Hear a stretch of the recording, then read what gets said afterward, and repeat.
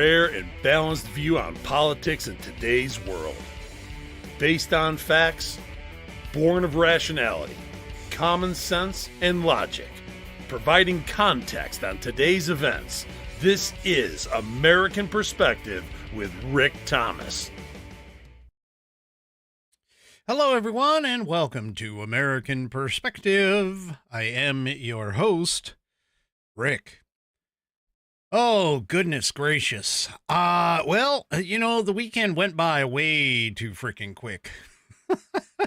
Don't they always, though? I mean, don't they always? Anyway, had a lot of stuff going on over the weekend, but of course, most of it was in preparation for big events, such as the launching of Dallas More Outlaw Radio. It is officially launched. Yes, it is officially out there, and you can listen to it right from our web address at tgrn.net. So that is just fantastic. I'm kind of talking here to get something that I missed, which was the Pledge of Allegiance set up. All right. So let's go ahead and get things kicked off here with Definitely Not Karen. Definitely Not Karen will be leading the Pledge of Allegiance. So if you are of mind, please stand, remove your hat if you're wearing one, and let's follow along with Definitely Not Karen in the recitation of the Pledge of Allegiance. I pledge allegiance to the flag of the United States of America and to the republic for which it stands, one nation, under God, indivisible, with liberty and justice for all. And, of course, I thank you for that wonderful rendition of the pledge there. Definitely Not Karen. If you would like to hear your rendition of the pledge played here on the program, all you need to do is record yourself performing the pledge or reciting the pledge in your style. And once you do that, whether it's an audio file, video file, whatever kind of file, send that on over to me via email. Send it on to fans, F-A-N-S, at americanperspective.online. That's fans at americanperspective.online, and I'll get you into the rotation as soon as quickly as possible. Okay, let's go ahead and talk about True Grit Roots Network, TGRN.net. Yes, we have launched the Dallas More Outlaw Radio. Today, of course, is April 7th. It is debuting right now. And, of course, tomorrow I will be gone off the air because I'm flying to Texas to do our launch parties, as you can see here on the screen. We have launch party number 1, which will be Wednesday, April 9th at 8 p.m. at Green Hall, which is Texas's oldest dance hall. That's in New Braunfels, Texas. If you can, come on out. Or you can also try and catch me at Lukenbach, Texas at launch party number 2, which will be Sunday, April 13th at 1 p.m. So that one you might be a little bit easier for some people that are farther out to reach, because it is a Sunday. It's earlier in the day. You don't have to go to work the next day, whatever it is. So anyway, if you would like to, if you have the opportunity to, I would love to see you guys out there. You guys could meet me and, of course, the entire TGRN crew at both locations for the launch party of Dallas More Outlaw Radio. And don't forget, too, if you go to tgrn.net, you can connect with Dallas More Outlaw Radio on Facebook, Instagram, and X. And as you can see right there at the bottom, you can listen right now because we are transmitting Now we have some new shows that are going to be debuting soon. For an example, as soon as it comes up here. Well, for an example, today, of course, is Dallas Moore's Honky Tonk Happy Hour that is going on right now, but it will eventually move to Tuesday. And then on Thursdays, we will have the debut of Dirty Boots Radio, the second launch of Dirty Boots Radio on Thursday. And that is put together by, of course, Jonathan Oogie Richards and his daughter, Amber Burr Hill. Both of them will be doing Dirty Boots Radio. Now, both these shows are starting off. They're airing at 10 a.m., 2 p.m., and 8 p.m. Central Time. So there's three showings of those shows, three presentations of those shows. And so that's going to be on Tuesdays and Thursdays. We'll be filling in with other shows as things go along, but that is that's just beginning, just starting things out. So there you go. That's TGRN.net, True Grit Roots Network. TGRN.net is our location on the web. You can listen to us right there. Also, not only don't forget Dallas Moore Outlaw Radio, but we also have Walter Trout Blues Rock Radio that is still rocking it in a bluesy style.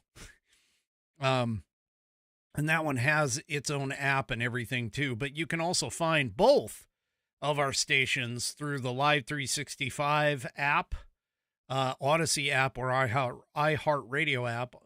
You can find both channels in their digital catalog of digital radio stations. So there you go. All right. So this just in, and I do mean just in, it just showed up right before I came online. Supreme Court allows Trump admin to deport Venezuelan immigrants under the wartime law.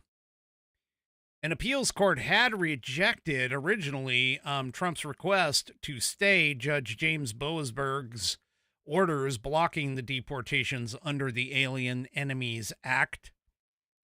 And the Supreme Court went ahead and granted Donald Trump's request to halt that order, preventing his administration from using the Alien Enemies Act to deport suspected members of a Venezuelan gang. So it was an unsigned opinion, and they said in a basically that's a per curiam unsigned opinion means basically on the 7th. Now, Sotomayor penned a dissent that was joined by Justices Kagan and Jackson. Doesn't really surprise me there. But again, as I was telling you before, Amy Coney Barrett is questionable. She is not the originalist that she claimed to be. And she partially joined Sotomayor's dissent for it. So anyway, what a mess. This is gonna take some time, of course, to work through the courts and the court system to get fully taken care of. But yeah. So anyway, the plaintiffs, which include a group of Venezuelan nationals, told the court on April 1st that the district court's block ensures that, based on an unprecedented peacetime invocation of the AEA, which, by the way, war is mentioned in the AEA, but it's not mentioned as the only reason why. But anyway, additional individuals are not hurried off to brutal foreign prisons, potentially for the rest of their lives, without judicial process. Well, yeah, but you guys, most of everybody that's been gone anyway has been illegal in the first place. So there you go. They shouldn't be getting judicial process. Their judicial process is do not pass go, do not collect $200, and head right on back to your home country. That's what needs to happen. But anyway, So there you go. So the Supreme Court has overturned the Boasberg stay on sending the Venezuelan immigrants, read illegal aliens and criminals, under this wartime law. And it's not a wartime law realistically, even though it does say it's in the beginning, it says during wartime. Yes, but that's not the only reason why when it can be used. But of course, the left is going to harp on it and pick on it and so on and so forth. But anyway, so there you go. We got a victory out of the Supreme Court, which is cool. All right. Plenty of tariff turbulence going on. The Dow Jones Industrial Average kind of was up and down all day today, finally closing it down almost a percentage point off. But it was going up, down, up, down, up, down, up, down all day long. And yeah, so anyway, but I do want to point out, though, that the Dow Jones Industrial Average today, closing at 3795 or 965.6, is not the lowest that we've seen in the last couple of years. The lowest that we've seen just back in 2022 on, let's see, September, I got to get the chart in the right place. There we go. September 25th in 2022, it was down to 28,725.51. So, yeah, I mean, the Dow Jones, we're still well above what we have lost or have been, down. We're still up. So, yeah, it just looks bad if you don't zoom out. That's the key. It looks bad if you're only looking at a day or 5 days or a week or a year.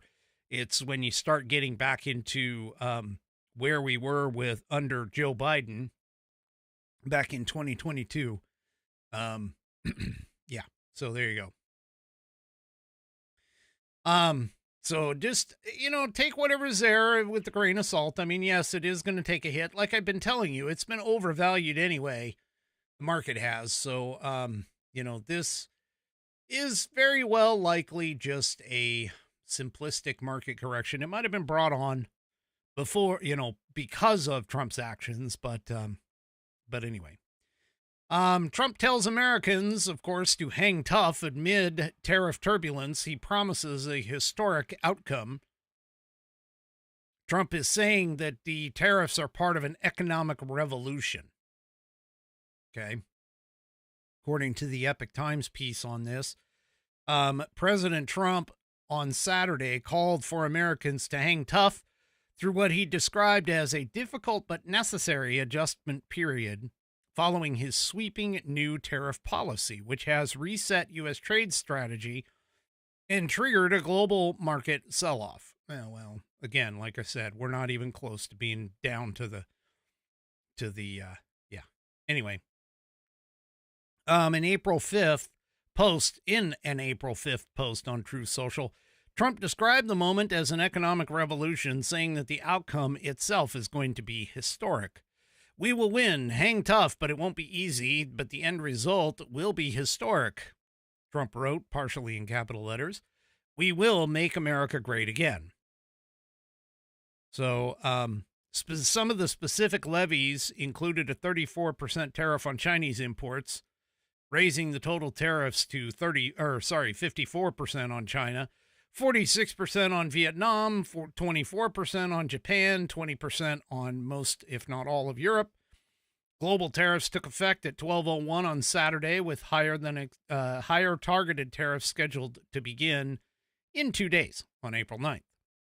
Beijing, by itself, responded on Friday with a 34% tariff on all U.S. imports, which, of course, Trump today has said that if they increase their tariffs, we're going to increase our tariffs again.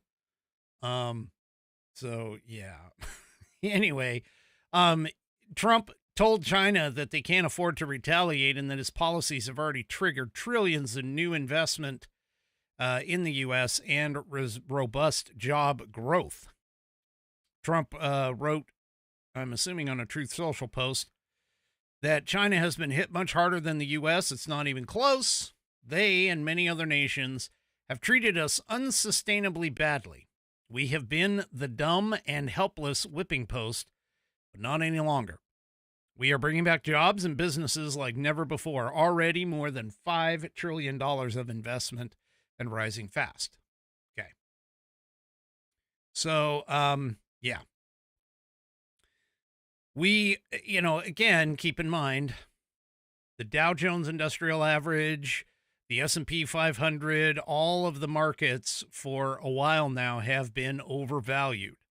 So I'm, again, cautiously optimistic for this path. It is a new path. Granted, it's an interesting market dynamic right now that a lot of the economists are saying that we've never hit. And so, that's kind of the situation here. So, Trump told reporters outside the White House on Thursday that he said, I think it's going very well. We have an operation like when a patient gets operated on, and it's a big thing. I would say this would exactly be the way it is. Now, the administration officials, of course, are backing all of this up. So they're talking and backing all of it up for it. And of course, everybody's being asked, or everybody is asking the question, like George Stephanopoulos, okay, has made a couple of comments, rightfully so. But he was talking to President Donald Trump's top economic advisor, Kevin Hassett. And this happened yesterday on ABC News's show, George Stephanopoulos' show on Sunday. And the two of them kind of, let's just say they had a little back and forth here regarding all of this. Let me back this up so that, see if I can back it up all the way here. And here we go. Prices are going to go up. Also on Truth Social, the president retweeted a post that said the market drop was part of a deliberate strategy to force the Fed to lower interest rates. Is that the president's strategy? If not, why did he post it? Yeah, the bottom line is the president has been talking about tariffs for 40 years, and this has been absolutely the policy that he's focused on in the campaign and throughout his political career. And, the cyclical cycle of the Fed, it comes and goes. That's a different matter. But this is President Trump's desired policy. He's been arguing for it ever since, I think he was on The View 30, 40 years ago. And it's exactly, the baseline tariff is exactly what he put into the convention. So this is not a surprise for anyone. Is it his strategy to force the Fed to lower interest rates, and that the market crash was part of that strategy? We understand the Fed is an independent agency. We respect the independence of the Fed. So but the president's allowed to have an opinion. Absolutely, the president's allowed to have an opinion. But there's not going to be any political coercion over the Fed, for sure. So that is his strategy, tank the market so the Fed lowers interest rates? No. Well, you just said the president's allowed to have an opinion. Is that his opinion or not? He's not trying to take the market. He's trying to deliver for American workers. And, what would you have him do? Again, real wages down 15 years in a row. Under the previous policy, and that's why Americans voted for him. They brought him in to turn the economy around for the American worker, and that's what he's focused on. I'm just trying to get some clarity. Is that the president's strategy? Clarity. No, is that the president's strategy or not? He posted it. He said the strategy is for the markets to crash so the Fed lowers interest rates. Is that not a strategy for the markets to crash? It is not a strategy for the markets to crash. It's a strategy to create a golden age in America for the American worker. That's his strategy. Okay, so here's part of the problem. Part of the problem is that the messaging, honestly, that's coming across to everybody, and I'm not talking about George Stephanopoulos, but even some of the staunch supporters of the new Trump policy, there's some mixed messaging here. Because again, keep in mind, if tariffs are typically used in two ways. One is to enact some sort of a political policy change, and the other one is to balance out a trade deficit. Unfortunately, and typically in the second case, you would use the tariff directly on the individual countries that are doing trade deficits against yours. For an example, doing tariffs on China totally makes sense. Unfortunately, the idea of using it across the board like this hasn't been around since the 1930s, before the 1930s. And so there's a lot of uncertainty and questioning of the Trump and Trump admins' thought processes in terms of all this. Also, too, keep in mind that this gentleman is correct. Hassett is correct. Trump has been talking about this for a very long time. He has, he implemented tariffs very effectively in his first term. But he only did it on individual countries. He didn't do it across the board, broad base, like he's doing today. And so there's unease in the marketplace and everything else about this. There's questioning. People are kind of wondering what's going on. And this is why these are the signs that you're seeing in the marketplace in terms of the stock market and everything else, is how it's going up and down. But again, as I pointed out to you, we are still, well above by close to, 900 points, I'm trying to think here, well over, 1,000 point, close to 1,000 point differential, or maybe 10,000, because it was 28 and 37. So yeah, about 9,000, almost 10,000 point differential. Okay. In terms of how low the stock market has been in comparison to today, even though they want to try and make you think, because liberals tend to be a little short-sighted on things. Leftists tend to be a little short-sighted on things. And so if you back off and take a look at, like I said, like a 3-year, 2-year, 3-year outage, we're not even close to being at the lowest point that we were, even like around COVID. But they're going to write the headlines to make it sound like, oh my gosh, we're in a very bad position, and so on and so forth. And again, keep in mind the stock market, only the top, 80%, generally speaking, outside of those of us, who have 401ks who play in the stock market that way. The whole situation is that, hey, if you're planning on keeping your money in, even over the 3 to 4 to 5 year look on the market, you can see the market has been steadily going up regardless. So we're very early on. Things are definitely going to change one way or the other. And so, I get it. It's a little disconcerting, but again, we have to watch and see. Now, according to LifeSet, Trump's tariff plan has already got 50 nations scrambling to negotiate. So, Agricultural Secretary Brooke Rollins said on Sunday that the Trump administration's new tariff policy is already pushing countries to the negotiating table. One of them, of course, was Israel.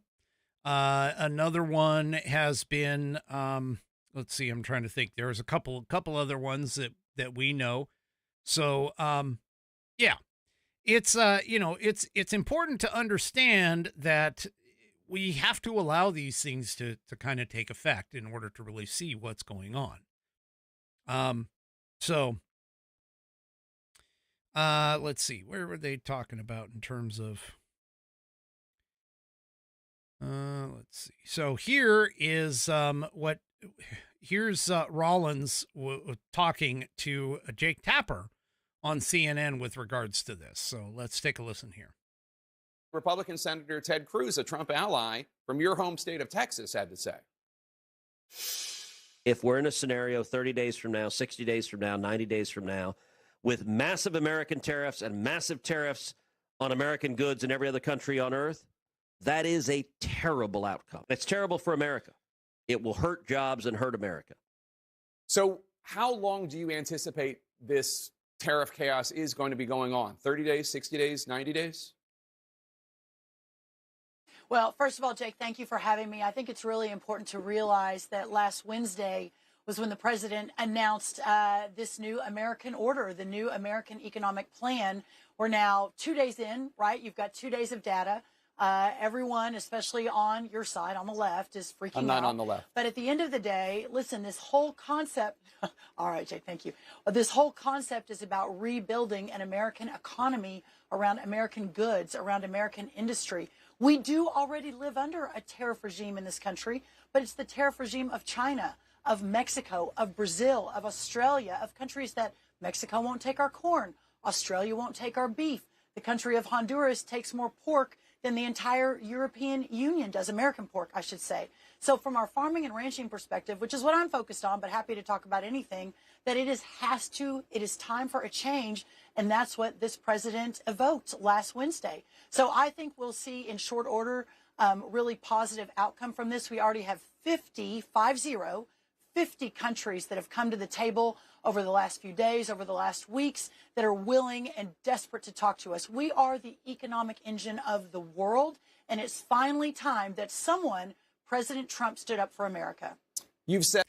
So that, just so you understand, that actually is the, that is the whole purpose of this, is that Trump is attempting, Trump and the admin are attempting to utilize this restructure in order to realign the world towards American goods, not necessarily Chinese goods. Now, Ted Cruz does have a point. I mean, this as much as, it's as much positivity as you can put into it, there is a very real chance that this entire thing can backfire. Okay? Can totally backfire. In Trump's, even though he is attempting to do something that hasn't really been done in this sort of an environment before, it is entirely possible that it could backfire. But at the same time, though, doing nothing isn't the same as doing something. I mean, sitting here with the status quo isn't going to change anything. And so if we are going to realign the global economy back toward the United States again, like it used to be once the Industrial Revolution hit and everything else, it's just going to have to, we're going to have to endure a little bit of potential short-term pain for the promise of a long-term gain. And that's essentially what Donald Trump is saying, is he's basically calling this out and is attempting to reassure Americans to not dive off in the idea that, we are not going to,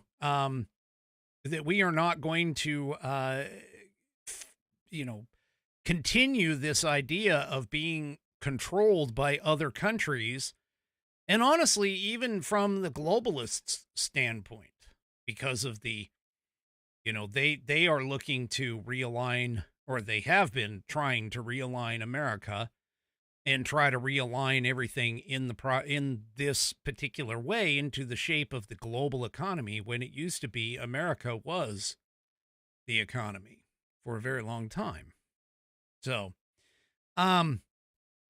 anyway, so they're, again, as I said, we got to wait and kind of see. We got to wait and kind of see what's going to happen here. So, Trump tariffs, it's going to happen.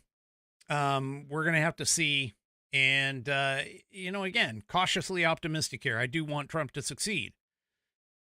Traditionally, tariffs have not exactly been the end-all be-all, and but again, he's using them in a different fashion, slightly different fashion than he was before.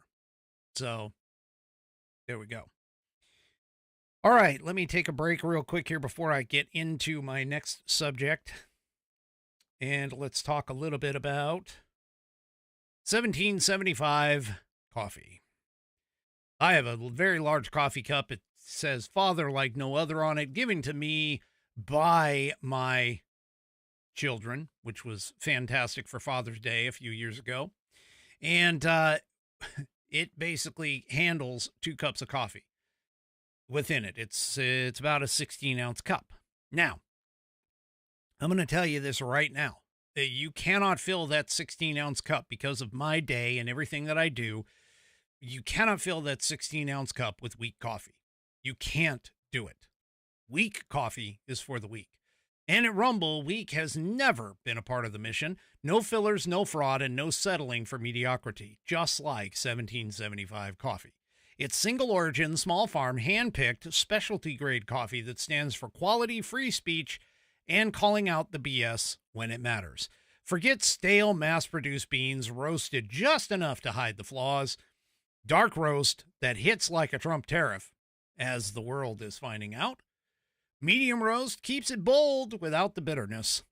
And the Vitality Mushroom Blend, which is real energy, lasting focus with no synthetic garbage. For K-Cup pods, whole beans, or fresh ground coffee, go to 1775coffee.com. That's the numbers 1775coffee, all one word, .com. Use the promo code STUDIO for 15% off your order. Go to 1775coffee.com and use promo code STUDIO for 15% off of your order. Once again, for K-Cup pods, whole beans, or fresh ground coffee, head on over to 1775coffee. That's the numbers 1775coffee, all one word, .com, and use promo code STUDIO for 15% off of your order. Start your morning with coffee that actually stands for something. All right. So a couple of things occurred, and, you know, the whole, I caught a couple things in the news, and the whole thing here, I'm kind of wondering where our American decency, and by American, I even mean like Western culture decency, whether or not it's actually on life support. Now, I've seen, you know, we've all seen the riots that have been occurring, the violence that comes from the left. We've also seen, you know, the intolerance, even though they claim to be the party of tolerance, of the left. But it's even slipping even deeper into that because, again, the left has started to ingrain certain things within our culture as a part of a culture war, and ingrain things within our culture to the point where we don't even wait. And by we, I mean society in general, doesn't even wait to figure out what's real and what's not. Here's a perfect example. Okay. So this in the New York Post, and this was last week. This was published on April 4th. So there was a Texas football star named of Austin Metcalf, okay, who was at a track and field event, track meet, in Frisco, Texas. And while he was there, he basically was walking over to a tent. There was an assigned seat with his name on it under the tent, but there was another gentleman sitting there. That other gentleman, and I'm not going to name his name, but he was another young man. And so Austin goes in and says, "Hey, you are in my seat." And he essentially tries to encourage, you know, he did grab the kid's backpack, okay, the other kid's backpack, to move it so that he could sit down in his assigned seat. Well, apparently, decency and understanding that, you know, let's be honest, killing people is bad. Okay, killing people is bad is completely thrown out the window now. Because what this young man did is he reached inside that backpack, pulled out a knife, and immediately stabbed Austin Metcalf. He stabbed him once, killing him, and got away for a short time before he was actually captured. Now, here's the thing. The young man who perpetrated the crime is claiming that it was self-defense. Now, I don't seem to understand where that would be a self-defense situation. He was in the wrong. He was in the wrong place. He wasn't like jumped on. Austin didn't try to beat him up from all reports. But what he did do is he basically tried to correct a incorrect situation, which was, hey, you are in my assigned seat. That is where I am supposed to be sitting. Now, why the kid, the other kid, the perpetrator, had a backpack with a knife at a track meet event is kind of questionable at best. But we're going to have to, we're going to have to wait, obviously, to find out what happened or what the purpose of this was for all of it. Now, what's a little more disturbing about this is that the perpetrator, when he was finally being arrested at the stadium, and this is in accordance with an arrest warrant that was obtained by NBC Dallas-Fort Worth, told the police, "I'm not alleged. I did it." So, again, he was asked by Metcalf to move, according to the arrest report. The perpetrator refused and went ahead and stabbed him fatally, as it seems. Now, I can recall and I can remember way back in the day where, fisticuffs was the thing. First of all, why would you even be having a kid with a knife in a backpack? But anyway, this is a horrific event. But the sad part about it is that the leftist immediately jumped on this thing. And especially after the report came out that it was Metcalf who was reportedly the aggressor. Again, not too many details there. As far as we know, all he did was ask for the perpetrator to move out of, again, his assigned seat. But what's worse is the fact that the social media outlets, and again, these people jumped on the whole bandwagon and are basically questioning whether or not the death of what is a white young man, the death of a white young man at the hands of a black young man perpetrator. They're debating on whether or not that killing was even murder. Folks, the definition of murder is basically the purposeful killing of someone else. The death of an individual, especially in this kind of a situation, is not advocated for and is not a reasonable course of action when you're having a disagreement, regardless of what that disagreement is. And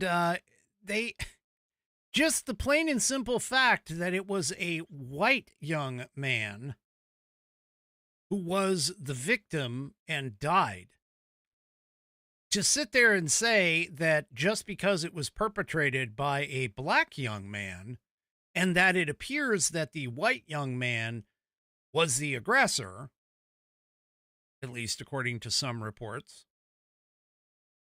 that this whole situation means nothing anymore. I'm sorry, but the taking of an innocent life, regardless, okay, is incorrect. Now, in this particular case, and again, if it were,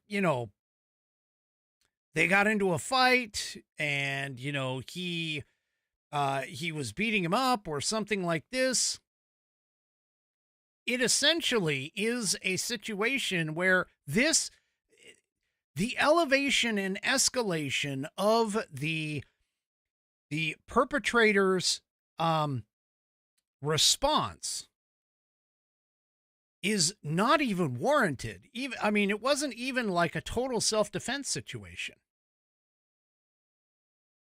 It really isn't. And this is where our society is today. That if it falls in a certain category, apparently it's okay and it's justified. As if there's a purpose to this entire situation that, oh yeah, if it's a white guy that gets killed, it's okay. It's okay. It's perfectly fine. Because, the white guys are the ones that are, are the oppressors and, so on and so forth. So, yeah. Yeah. Well, it's socially acceptable, apparently, to justify murder when the victim is white and you have a perpetrator who happens to be a person of color, black, who didn't want to follow what would be considered courtesy, common courtesy. And yet they're also calling this young man who was a victim, there are some who are calling him a white supremacist. I don't even know where white supremacy even comes into the picture. I don't understand it. Well, there was a study released that also shows that leftists, liberals, show less empathy to political opponents than conservatives do. And this is a key indicator of where we are at in today's society. So, new research that was published in Personality and Social Psychology Bulletin reveals that there is an asymmetry in this empathy scenario. Liberals who consistently say, oh yeah, we're the party of tolerance, we're the party of understanding, we're the party of acceptance, and yet they show less empathy toward all conservative peers. Whereas the conservatives are like, hey, you know what? We disagree with you politically, but, you're pretty, you're okay. We'll still, whatever, help you out, show empathy, that kind of thing. So, the study was, let's see. The researchers recruited about 4,737 participants. It was roughly evenly split between liberals and conservatives from online platforms, including Prolific Cloud Research and MTurk. There's study one involved 549 U.S. participants, while study two included 958 UK participants. Study 3 and 4 sampled 1372 and 1874 U.S. participants, respectively. Okay. In each study, participants read a short scenario describing a person undergoing a mild hardship. For an example, like a sprained ankle. The person was identified as politically conservative, liberal, or neutral, And participants then went ahead and rated their emotional responses using several scales of empathetic concern, perspective taking, empathetic intentions, and empathetic avoidance. Okay. They had different mediating variables, including perceptions of the target's morality, likability, similarity to their self, and in later studies, studies 3 and 4, the perceived harm caused by the target's political group. Across all 4 studies, okay, all 4 studies, participants consistently showed lower empathy for the political outgroup members than for their in-group or neutral targets. However, that particular bias was not symmetrical. So liberals exhibited significantly less empathy for conservatives than conservatives did the opposite way. In study 1, this asymmetry was driven by liberals' stronger negative judgments of conservatives' morality and likability. Conservatives, on the other hand, in study 1, their empathetic responses remained relatively stable regardless of who the target had as a political affiliation. Okay? Study 2 confirmed those same findings with the UK sample. This is crazy. I mean, this is backwards. This is not the way things are supposed to be. So it doesn't appear to be anything within terms of like America or anything else. It is across the board. If you're a leftist, you are, you really and truly hate conservatives, and your position and how you view conservatism and everything else is essentially demonstrating that you are not the party of tolerance. You are not the party of inclusion. You are not the party of any of these, anything dealing with making sure that everybody is treated the same. Now, this continues. There was another survey, and this one in the Federalist, you can see, 55% of self-identified leftists say that killing Trump is justifiable. Really? Killing a person is justifiable. Now, what's sad about all of this, of course, is the fact that it's a more troubling trend that seems to be coming not just from the fringe, but also from mainstream and being continually normalized by them. This is where you have the idea of Trump derangement syndrome, folks. Okay? And, of course, the seething hatred for Elon Musk, demonstrated by people vandalizing other people's property when they were advocating that everybody, just 6 months ago, advocating, it was 6 months or more, advocating for everybody to have an electric vehicle. And now all of a sudden, just because it's a Tesla, it's a bad thing, and they're going and destroying property and everything else. So this particular report was produced by the Network of Contagion Research Institute in partnership with Rutgers University's Social Perception Lab. And it finds that a broader assassination culture appears to be emerging within segments of the U.S. public on the extreme left, with expanding targets now including figures such as Donald Trump. And you would think that after the assassination attempt on Donald Trump in Butler, that would actually change, but that's not. That's not the case. These attitudes, according to the report, they reflect an emergent assassination culture grounded in far left authoritarianism and increasingly normalized in digital discourse. So the report itself found widespread justification for lethal violence, including assassination, amid the younger, highly online, and ideologically left-aligned users. They note that the spillover effect beyond the online world, illustrated by a proposed California ballot measure, macabre, named the Luigi Mangione Access to Healthcare Act, and we talked a little bit about this. Okay. But, yeah. So, I mean, really? Seriously. I mean, this, and for them to sit here and say that, especially in terms of the consideration that the party of the right is the party of violence, when all studies, all anecdotal evidence and everything else is pointed directly in the face of that. Okay.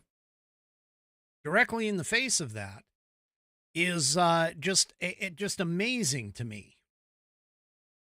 Now, there was an additional anecdotal evidence of this. There was a DC cherry blossom race that occurred this weekend. And a gentleman was on the Potomac River. Okay. And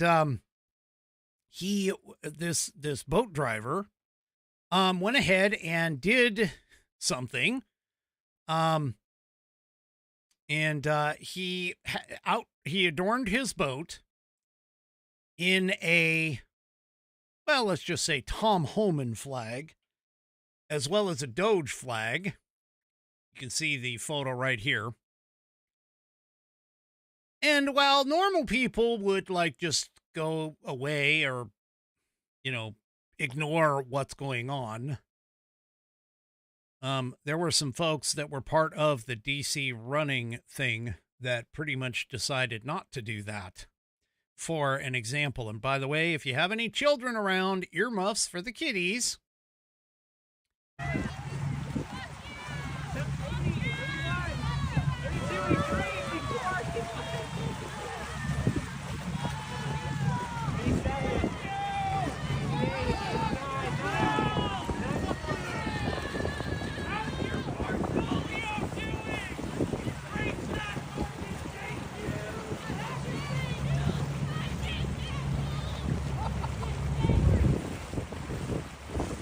Well, let's just say that they were very colorful in their language. It even got so bad that somebody, sort of exposed themselves.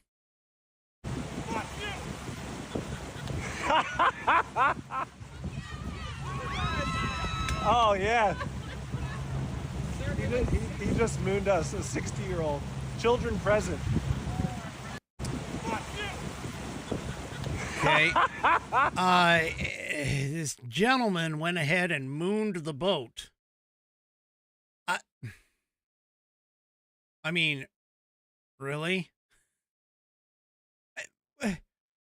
Why? What is the point in all this? Why are you, first of all, using the F-bomb like that is just, I understand why it's used. I get it. But realistically, what's the point here? Your best course of action in terms of decency would just be to ignore it and walk away. You're in a freaking race, for gosh sakes. Go run it.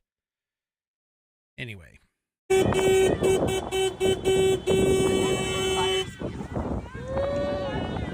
that's the boat owner honking to get the attention. And obviously he's getting a lot of F-bombs running, his whole thing. So again, decency, I think, is over with. Human decency is done. We don't have that anymore. We can't have it anymore with people like the left and the leftists running around. Okay? And none of this makes any sense to me realistically, because again, if you don't have, where is the policy where if you don't have anything good to say, don't say anything at all? That's totally gone. And nowadays, a simple disagreement turns into a physical altercation that possibly ends your life. It just, none of this makes any sense. And it's making people, realistically, it's making this world much more dangerous than it has to be.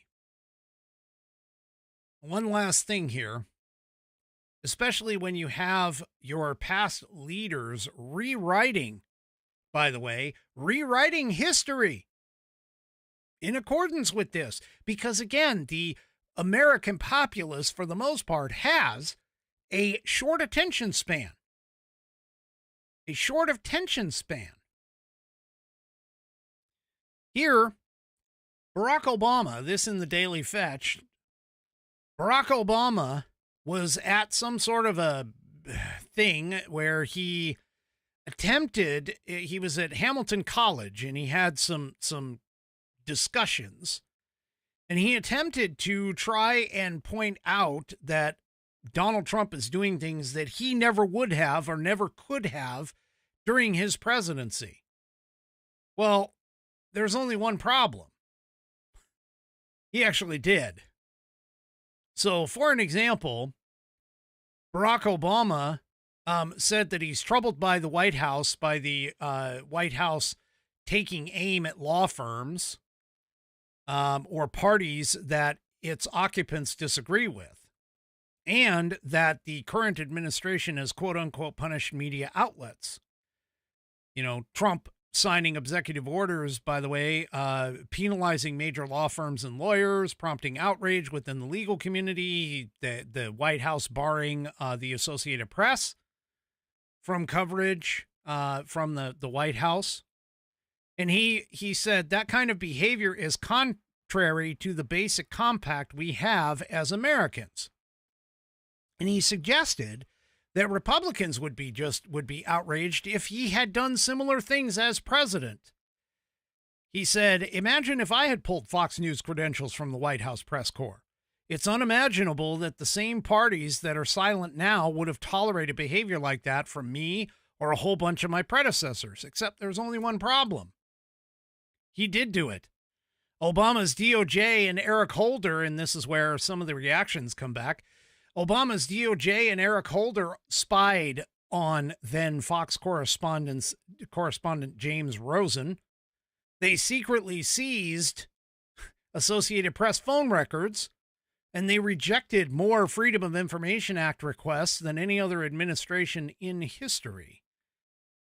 Also, too, he did try and bar Fox News from the White House press pool, and he did use the IRS to go after the Tea Party organizations who campaigned against Obamacare.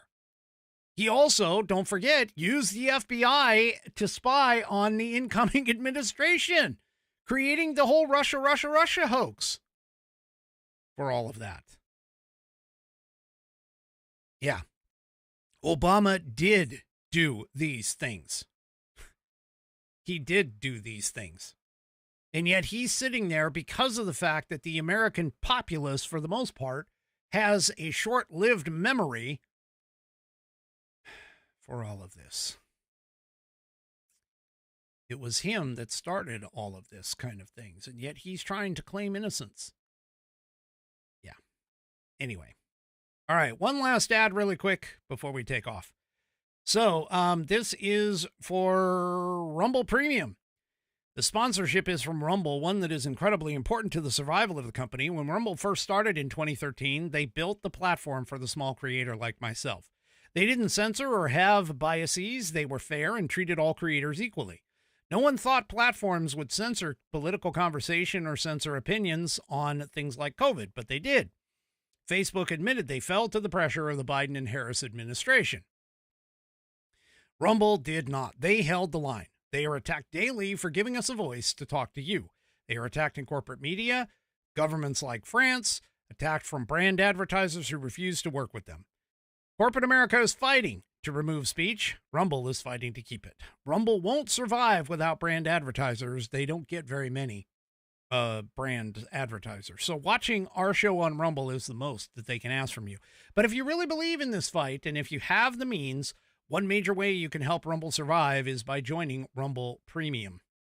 Join the community that believes in the First Amendment and believes in our human right to free speech. Rumble is offering $10 off with the promo code STUDIO when you purchase an annual subscription. Go to rumble.com/premium and use promo code STUDIO to get that $10 off when you purchase an annual subscription. Once again, go to rumble.com/premium, use promo code STUDIO to get $10 off your annual subscription. And like I said, if you have the means and believe in the cause, now is the time to join Rumble Premium. If you don't have the means, we are just happy that you watch us on Rumble. Speaking about that, that concludes our program. If you haven't already, head on over to rumble.com, get yourself an account. It is free. And once you are signed up and signed in, make sure you search up the American Perspective channel to hit that green follow button to get notified every time I go live. All right, tomorrow, no show. Wednesday is kind of up in the air. I'm going to do what I can, so hopefully we'll see you Wednesday night, and we'll see you from Texas. So do me a favor on your way out, hit those thumbs up and like buttons across all of my platforms, whether it's YouTube, X, Facebook, and, of course, the aforementioned Rumble. We will hopefully see you Wednesday night from Texas at the launch party for Dallas Moore Outlaw Radio. Good night, everybody.